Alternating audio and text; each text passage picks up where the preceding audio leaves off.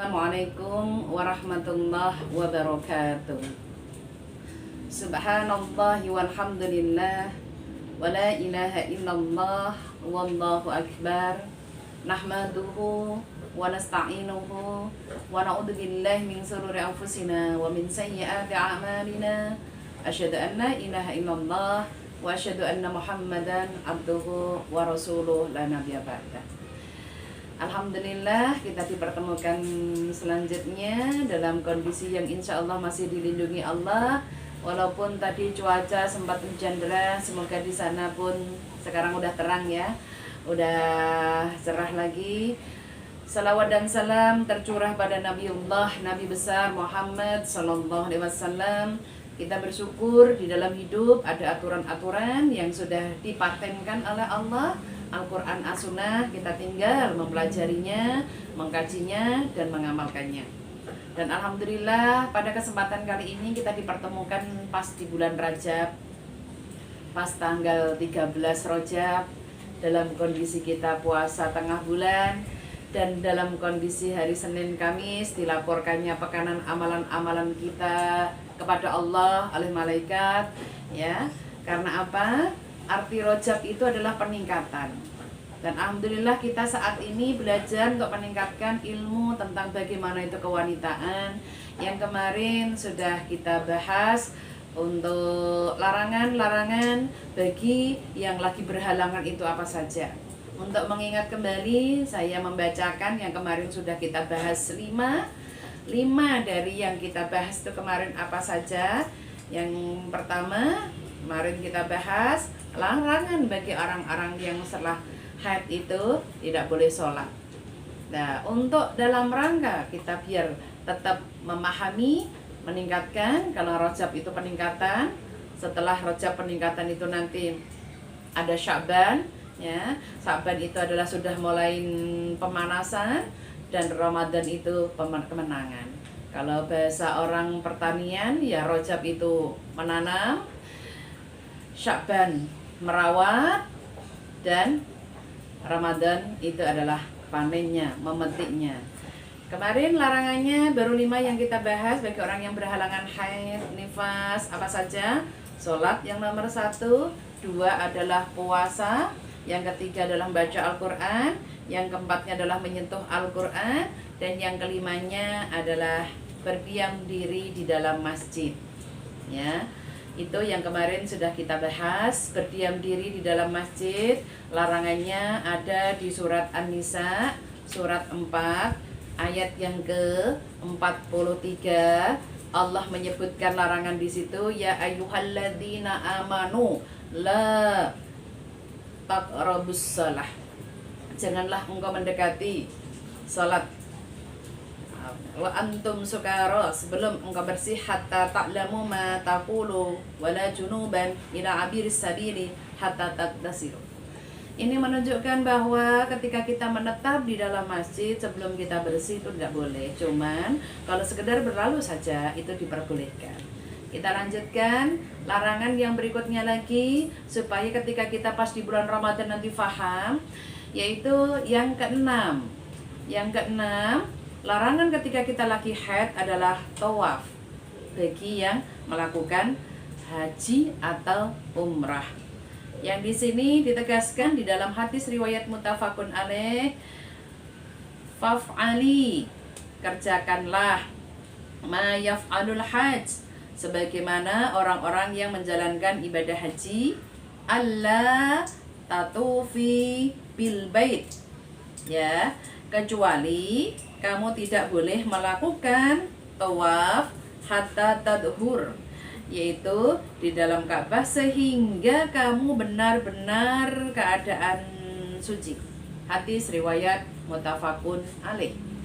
Ini berarti bahwa ketika tawaf itu karena di sekelilingnya masjid, sekelilingnya di dalam masjid, sekelilingnya Ka'bah, itu maka dilarang bagi orang yang lagi haid, ya. Maka jumhur ulama atau sebagian ulama juga memperbolehkan ketika kita lagi haji atau haid itu menunda dengan dengan obat-obatan ya, itu di dalam kedokteran itu sudah diajarkan minumnya tidak langsung dadak ya, tapi jauh-jauh hari, sebulan sebelumnya atau 2 bulan sebelumnya sudah meminumnya obat itu. Karena apa? Karena haji wajib hanya seumur sekali. Kalau haji yang kedua nilainya sudah sunnah. Kalaupun umrah berkali-kali itu monggo ya.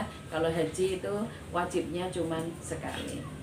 Itu. Jadi dengan adanya di bulan Rajab ini kita mulailah tidak hanya di bagian haid saja. Peningkatan-peningkatan untuk ilmu-ilmu yang lain dipersilahkan untuk mempersiapkan di bulan Ramadan. Mungkin bulan depan kita akan bahas tentang persiapan menyambut Ramadan. Di bulan Sya'ban itu pas kita jadwalnya pengajian itu bagaimana supaya ketika di bulan Ramadan kita sudah siap untuk menjalankan ibadah itu. Larangan yang berikutnya lagi bagi orang yang lagi haid berhalangan atau istilahnya atau nifas adalah berhubungan badan ya. Berhubungan badan itu dilarang, haram hukumnya. Ada di surat Al-Baqarah. Monggo yang ada Al-Qur'an silahkan dibuka. Surat Al-Baqarah ayatnya 222. Yaitu diterangkan wa yas'alunaka 'anil mahid. Di dalam surat Al-Baqarah 222 menerangkan mereka para sahabiah menanyakan pada Rasulullah tentang haid ya. Wa yas'alunaka 'anil haid ya, menanyakan tentang apakah itu haid. Rasulullah menjawab qul huwa adza. Haid itu adalah sesuatu yang kotor ya. Fa'tazilun nisa, karena itu adalah diterangkan di sini jauhilah wanita minal mahid fil mahid ya, ketika lagi haid. Jadi laki-laki dilarang jauhi wanita ketika lagi haid, bukan dijauhkan ditinggal dari rumah ke rumah, bukan. Maksudnya ditinggal di sini itu, dijauhi di sini itu adalah tidak berhubungan badan. Tapi secara keseharian masih boleh di rumah biasa ya, melakukan yang lain biasa. Yang penting larangan itunya adalah berhubungan badan suami istri, itu yang dilarang. Itu tertera dasarannya ada di surat Al-Baqarah 222. Dilanjutkan kembali. Lanjutan orang yang lagi haid atau nifas, larangannya yang ke berikutnya lagi, ke-8 atau H adalah talak atau cerai ya. Ketika cerai, talak itu ketika wanita lagi haid itu dilarang ya. Talak di sini penekanannya adalah ketika seseorang menceraikan, mentalak istrinya yang lagi sedang haid, itu adalah hukumnya haram ya. Sedang haid itu hukumnya haram karena apa? Pelaksanaan talak semacam ini disebut sebagai talak bid'ah ya. Mengenai masalah ini akan diterangkan nanti di kemudian hari, masalah yang sesungguhnya tentang iddah. Maksudnya bahwa ketika seseorang lagi haid, kondisi wanita itu lagi labil ya, psikologisnya juga berbeda ketika lagi haid karena hormonalnya mungkin naik ya. Biasa para wanita kadang kalau lagi haid hawanya suka marah gitu ya. Nah itu karena hormonalnya. Dan dilanjutkan lagi yang ke-9, iddah ya. Di sini larangan ketika amalan-amalan yang dilarang ketika mengerjakannya itu iddah.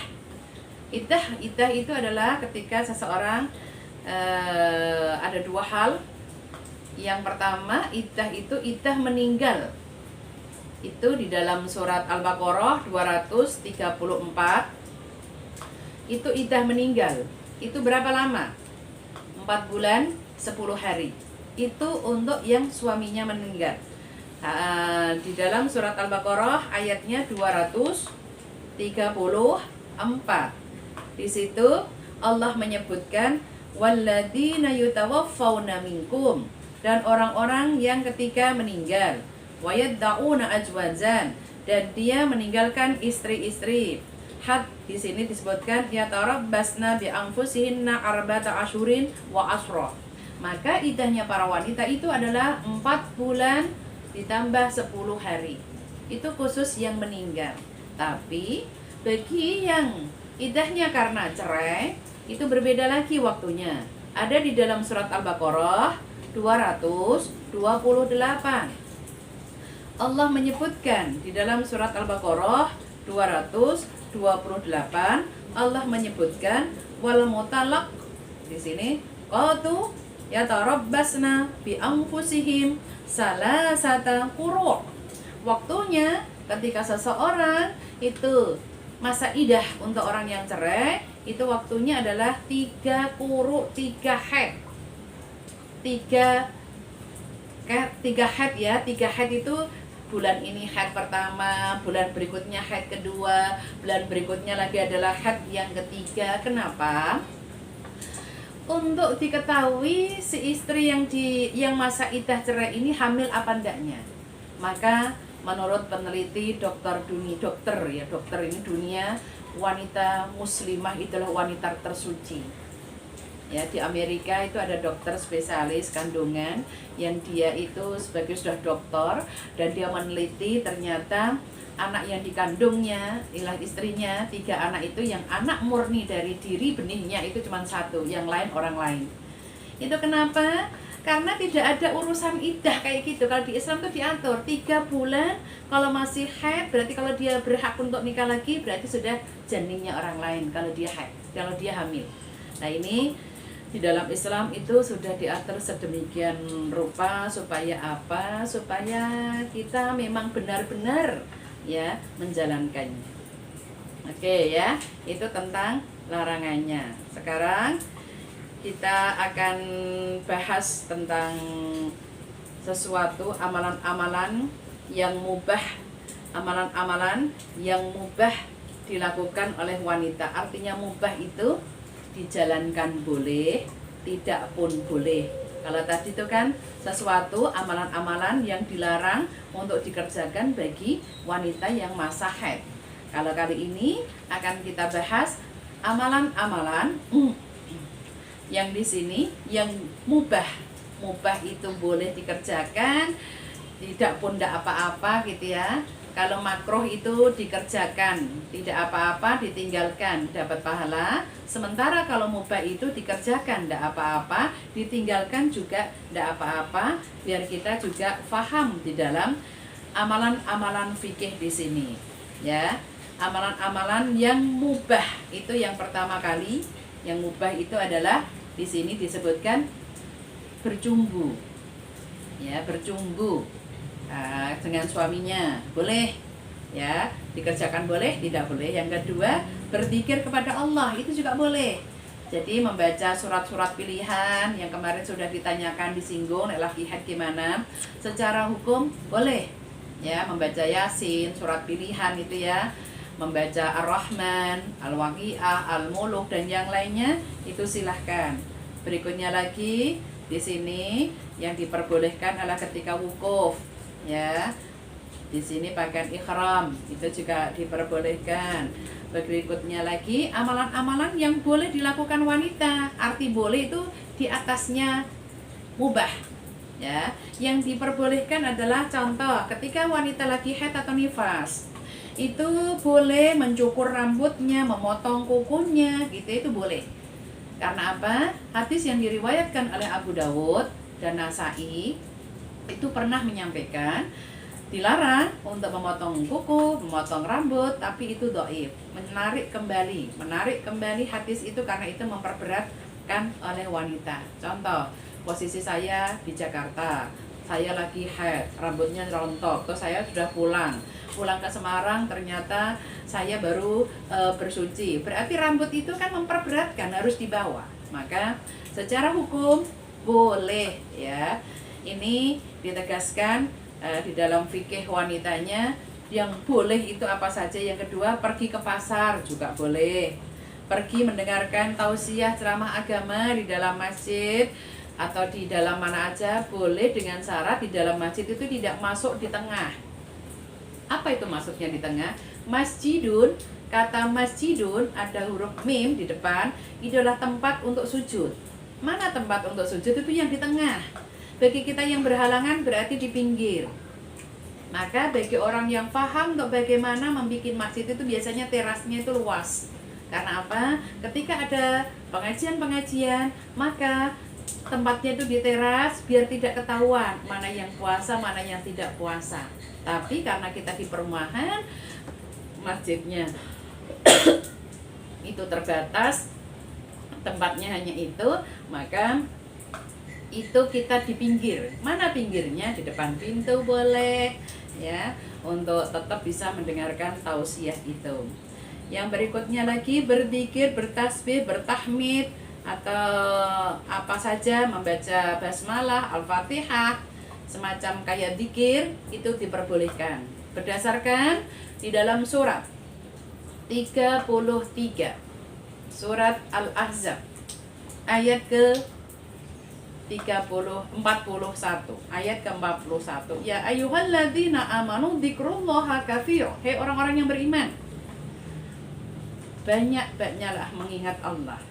Dzikrullaha katsira itu berarti tidak menutup kemungkinan bagi wanita yang berhalangan, ya, kalau lama panjang berhalangan, ya, itu berarti kalau misal ini ada yang tanya, kalau kita lagi berhalangan, bolehkah baca? Boleh, wong itu nilainya ingat Allah, berzikir kepada Allah, berdoa, jadi diperbolehkan, jangan mempersulit diri. Berikutnya lagi membaca hadis, fikih, doa, mengucapkan amin, dan yang lainnya itu juga boleh. Ya, jadi bagi orang yang lagi haid, ya, membaca hadis, berdoa, monggo. Makanya tadi ketika kita di dalam umrah, ya, zikir, yang penting tidak masuk di dalam tawaf Ka'bah, itu juga boleh. Ya, terus di sini diperbolehkan membaca berbagai bacaan zikir sebelum tidur, disunahkan sebelum tidur kita membaca surat Al-Mulk supaya terhindar dari siksa-siksa kubur. Kalau memang kita hafal, alhamdulillah. Kalaupun nggak hafal, baca pun diperbolehkan dengan syarat tidak membaca mushaf. Ya, itu bagi yang haid atau nifas. Dan berikutnya lagi mendengarkan bacaan Al-Quran atau mengaji tahsin, ya, qiraati dalam rangka untuk menambah ilmu, itu juga diperbolehkan. Ya, jadi itu penekanannya bahwa wanita ketika melakukan dalam hal di sini penekanannya melakukan hal-hal yang berkaitan dengan ibadah selama dia tadi haid, itu yang dilarang tadi yang sudah saya terangkan di depan. Yang boleh, yang mubah, itu berarti dalam kondisional. Kalau seseorang dalam kondisi diperbolehkan, silahkan dimanfaatkan. Kalau mubah tadi ya berarti dikerjakan nggak apa-apa, ditinggalkan juga nggak apa-apa, itu juga dipersilahkan. Jadi kita berusaha semaksimal mungkin, mumpung di bulan Rajab ini bulan peningkatan, kita berusaha untuk meningkatkan. Dan besok Sya'ban itu sudah mulai puasa beruntut, karena hari ini puasa tengah bulan itu 3 hari, bukan wajib. Harus perlu diketahui, 3 hari itu bukan wajib, itu sunnah mu'akkad. 1 dapat 10, hari ini Kamis. Kalau panjenengan meniati Kamis dapatnya 1, tapi karena kita tahu ilmunya hari ini adalah Ayyamul Bid, nawaitu, kita ketika malam niat bismillahirrahmanirrahim, nawaitu saumu Ayyamul Bid, dapatnya 10. Dan itu tidak harus 3, 1 hari ini tok boleh, besok atau niatnya besok tok boleh, karena Sabtu mungkin pergi, itu boleh. Jadi kalau bisa 3-3-nya berarti 1 bulan dapat 1 bulan penuh 30 hari atau selanjutnya. Nah, kalau begitu berarti kita berusaha. Kalau bisa sebulan sekali, berarti seperti puasa sepanjang masa itu yang diterangkan oleh hadis riwayat Muslim. Itu tadi yang saya sampaikan, semoga bermanfaat untuk kita. Semoga semua yang kita ilmui saat ini tadi ada kemanfaatnya. Salah kata saya minta maaf. Kebenaran datangnya dari Allah. Al-haqqu min rabbik, fala takunanna minal mumtarin. Assalamualaikum warahmatullahi wabarakatuh.